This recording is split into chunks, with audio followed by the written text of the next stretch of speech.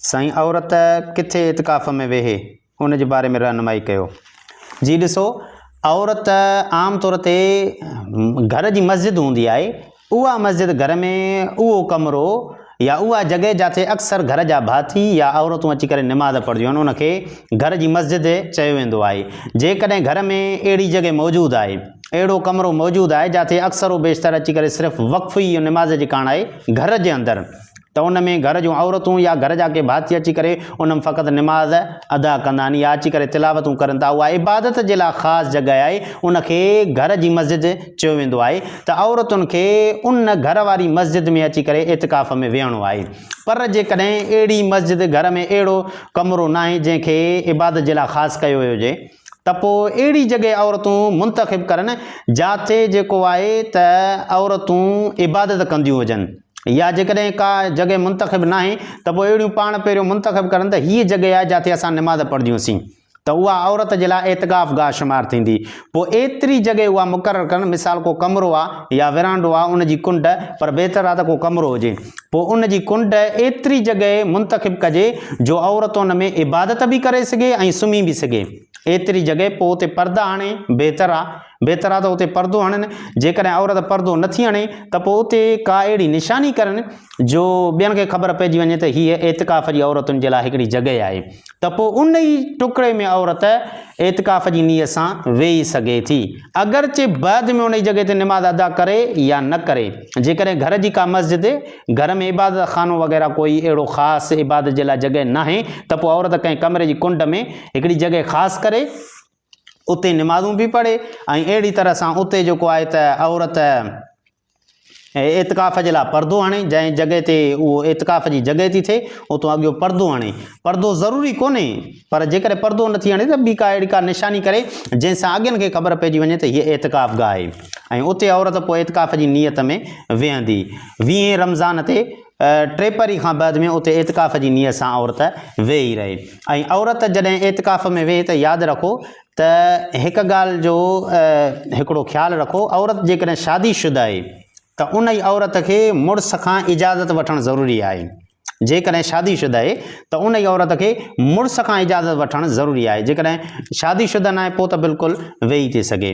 ऐं अहिड़ी तरह सां ॿियो औरतूं इन शइ जो ख़्यालु करनि त उहे ॾिहाड़ा आया एतिकाफ़ जा जेके 10 ॾींहं आहिनि उन में उहे ॾींहं त नथा अचनि जिन ॾींहंनि में निमाज़ माफ़ हूंदी आहे, माहवारी जा ॾींहं, या अहिड़ी तरह सां औरत खे विलादत जा ॾींहं क़रीबनि ॿार जी विलादत जा, त अगरि अहिड़ा ॾींहं अचनि था उन्हनि ॾींहंनि में जंहिंमें एतिकाफ़ थो थिए 10 ॾींहंनि में, जेकॾहिं उहे माहवारी वारा ॾींहं अचनि था या अहिड़ी तरह सां कंहिं औरत खे विलादत जा ॾींहं क़रीबनि ॿार जी विलादत जा क़रीबनि ॾींहं, त उन्हनि ॾींहंनि में अगरि इन्हनि ॾींहंनि जे अचण जो इम्कान आहे त पोइ औरत न वेहे। जेकॾहिं ख़बर अथसि त पोयां जेके ॾह की मां वेहां थी त उन्हनि में जेकॾहिं मूंखे माहवारी शुरू थी वञे त पोइ इन ई हालत में उहा औरत एतिकाफ़ में न वेहे। छो त ज़ाहिरी ॻाल्हि आहे त माहवारी अची वेंदी एतिकाफ़ जी हालत में त ऑटोमेटिक एतिकाफ़ भॼी पवंदो, ख़तमु थी वेंदो।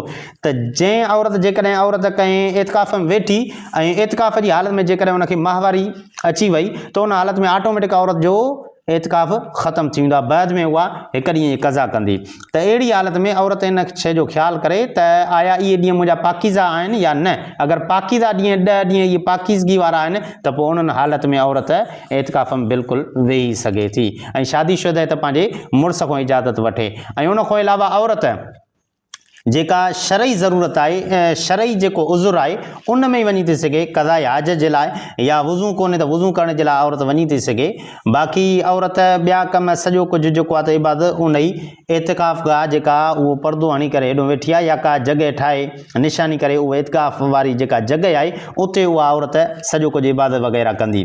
हा, अलबत्ता जेकॾहिं राति जो कोई मानी ॾियण वारो खणी अचण वारो कोन्हे त औरत खे एतिरी इजाज़त आहे त उतां उथी करे पंहिंजी बुर्ची खाने वग़ैरह मां मानी अची खणी उते आणे सघे थी। इहो उन ई हालत में जेकॾहिं ॿियो कोई उन ई औरत खे मानी पुॼाइण वारो न आहे। जेकॾहिं मानी पुॼाइण वारो आहे त पोइ उन औरत खे उतां उथण जी सिर्फ़ु मानी खणण जे लाइ वञण जी इजाज़त कोन्हे का। ऐं अहिड़ी तरह सां जेकॾहिं औरत घर में कोई मानी पचाइण वारो कोन्हे, मुड़ुस हिन खे इजाज़त बि ॾिनी या शादीशुदा न आहे, ईअं एतिकाफ़ में वेठी, पर हाणे कोई मानी पचाइण वारो ई घर में कोन्हे, त त उन औरत खे एतिकाफ़ वारी जॻह में मानी पचाइणी आहे। मानी पचाइण ख़ातिर ॿाहिरि उनखे कोन्हे को निकिरो। इहो जेकॾहिं सूरत थिए थी त जेकॾहिं औरत खे मानी पचाइणी पवे मजबूरन त पोइ उन औरत खे ॿाहिरि मानी पचाइण जे लाइ न आहे निकिरणो। उहा एतिकाफ़ वारी जेका जॻह आहे उते ई उहा औरत मानी पचाईंदी। ऐं अहिड़ी तरह सां जेकॾहिं मजबूरी में जेतिरो थी सघे औरत इबादत में तवजो ॾे, पर जेकॾहिं औरत जो ॿियो कोई कमु करण वारो न आहे या कमु करण वारो त आहे पर औरत खे बि कमु करणो पए, मिसाल सब्ज़ी वढणी पए या अहिड़ो कमु करणो पए ॿियो को, त उन औरत खे एतिकाफ़ वारी जॻह में उहो कमु करणो आहे। एतिरी इजाज़त आहे, ॿाहिरि निकिरण जी इजाज़त कोन्हे का। त औरत जो इहो एतिकाफ़ हूंदो आहे। ऐं औरत खे जीअं मर्दनि खे एतिकाफ़ करणु घुरिजे, ईअं औरत खे बि एतिकाफ़ में वेहणु घुरिजे। नबी अलैहिस्सलातु वस्सलाम जे ज़माने में औरतूं मस्जिदनि में एतिकाफ़ में वेहंदियूं हुयूं, पर उहो अमन वारो ज़मानो हुयो।